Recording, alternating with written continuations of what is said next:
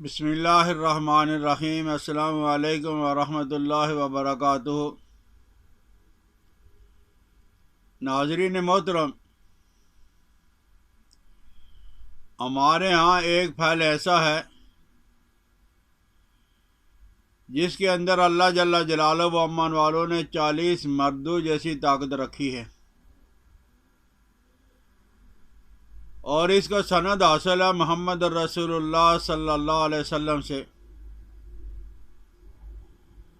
جس کو ہمارے ہاں بیلگری کہا جاتا ہے، بیئی کہا جاتا ہے۔ انڈیا میں اسے بیل کہتے ہیں، بیل پتھر کہتے ہیں۔ تو ایک حدیث کا ایک ٹکڑا ہے، یعنی پوری حدیث تو نہیں ہے۔ آپ صلی اللہ علیہ وسلم نے ارشاد فرمایا، فزیدو فی قوتی قوتاً 40 رجلاً، کہ کلو سفر کے سفر جل کھایا کرو، اس میں اللہ جل جلالہ و امن والوں نے قوتاً 40 رجلاً 40 مردوں جیسی طاقت رکھی ہے۔ ہمارے اطباء بیلگری اور بیئی کو ایک ہی چیز مانتے ہیں۔ سچی بات یہ ہے کہ بیئی پہاڑی علاقوں کا پھل ہے، اور میرا بچپن سارا پہاڑی علاقوں میں ہی گزرا ہے۔ ہمارے ہاں جو بیلگری ہے وہ بالکل الگ چیز ہے، اور بیئی الگ چیز ہے۔ تو بہرحال یہ جو بیئی ہے اصل والی، حضرت ابوذر رضی اللہ تعالیٰ عنہ روایت کرتے ہیں کہ میں نبی کریم صلی اللہ علیہ وسلم کی مجلس میں آیا، اور آپ کے ہاتھ مبارک میں بیئی تھی۔ آپ اس کے ساتھ کھیل رہے تھے، اچھال رہے تھے۔ کہا، ابوذر، یہ دل کی طاقت کے لیے بہت اچھی پھل ہے، اور یہ دل سے بوجھ کو اتار دیتا ہے۔ اور بیئی کے پتے ہوں، پھل ہوں، اس کی جڑوں کا سفوف ہو، چھلکا ہو، کوئی بھی چیز میسر آ جائے۔ کسی زمانے میں پہاڑی علاقوں میں یہ خودرو بھی ہوتا ہے، لوگ پیدا بھی کرتے ہیں، لیکن لوگوں کو اس کے استعمال کا صحیح پتہ نہیں ہے۔ لوگوں نے اس کو ضائع کر دیا ہے، لوگ کھاتے ہی نہیں ہیں۔ جن علاقوں کے اندر یہ موجود ہے، آپ وہاں دیکھو گے کہ وہ اتار کے پھینک دیں گے، جانوروں کو ڈالیں گے، لیکن یہ دل کی طاقت کے لیے اتنی زبردست چیز ہے کہ اس کا مقابلہ کوئی نہیں کر سکتا۔ پیچس ہے، پیٹ خراب ہے، اور وہ پیچس اور اسہال کسی دوائی سے وہ ٹھیک نہیں ہو رہے ہیں۔ جب میں دینی تعلیم حاصل کر رہا تھا، ابھی طبیہ کالج میں نے داخلہ نہیں لیا تھا، تو اللہ نے ایک طبیب سے میری ملاقات کروا دی۔ وہ بوڑھے تھے، اکثر مجھے بلا لیا کرتے تھے، کوئی دوائی بنانی ہو، خمیرہ بنانا ہو، معجون بنانی ہو۔ تو انہوں نے اپنا ایک واقعہ سنایا کہ میں عربوں کے ساتھ ایک پہاڑی علاقے کے اندر چلا گیا، اور وہ لوگ مہمان نواز بہت زیادہ تھے۔ ہر روز دمبا، اور دمبا کھاتے کھاتے پورے ہمارے 10-12 آدمی کو جب وہ پیچس لگے، اسہال،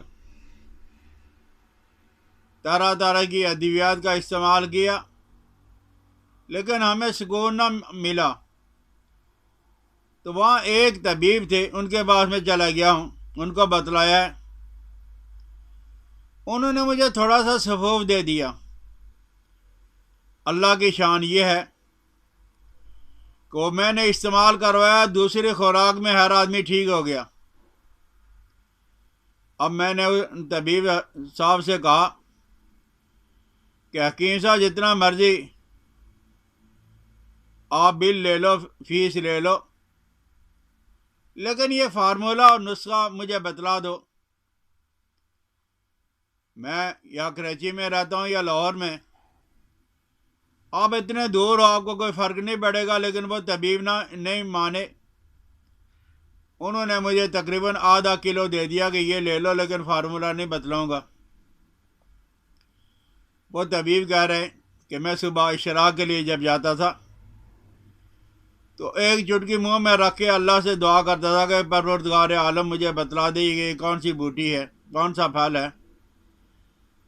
2-4 دن کے بعد جب میں جا رہا تھا اشراق پڑھنے کے لیے تو مجھے پتہ چلا کہ اس کا ذائقہ جو وہ بیلگری جیسا ہے۔ میں واپس آ گیا، بیلگری پڑی ہوئی تھی، گرینڈر کیا، سبو بنایا، چکھا تو وہی چیز تھی۔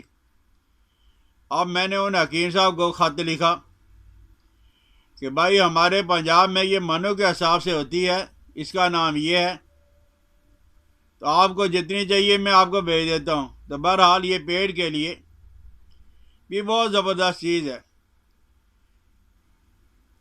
طب کی تاریخ میں حضرت سعد ابن ابی وقاص رضی اللہ تعالیٰ عنہ کو دل کا دورہ پڑا تھا،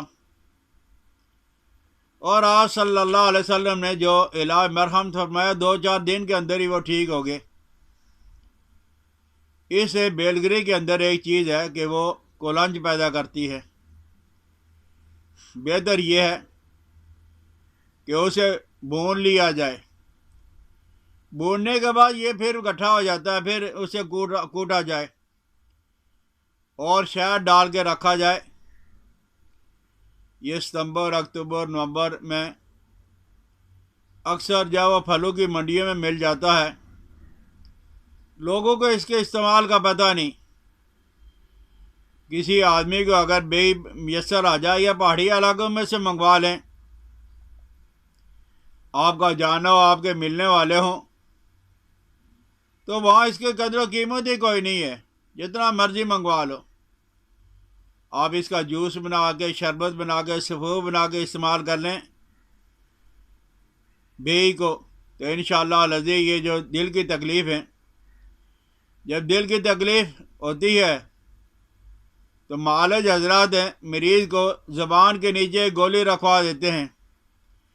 نبی کریم صلی اللہ علیہ وسلم کی یہ پسندیدہ اور میٹھی مرغوب دعا، بیئی آپ شربت اس کا بنا کے رکھ لیں، بھون کر شہد ڈال کے رکھ لیں، انشاءاللہ العزیز آپ کا جو وہ دل مضبوط ہو جائے گا۔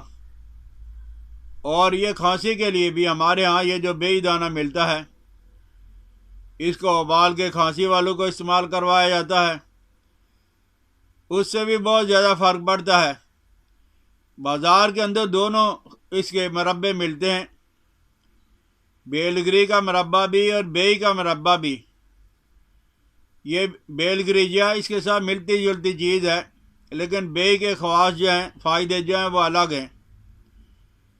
تو آپ بیئی کا شربت بنا لیں، اس کا سبو بنا کے رکھ لیں، یہ تو 2-3 مہینے آپ کو ملے گا، پوری سال تو مل نہیں سکتا۔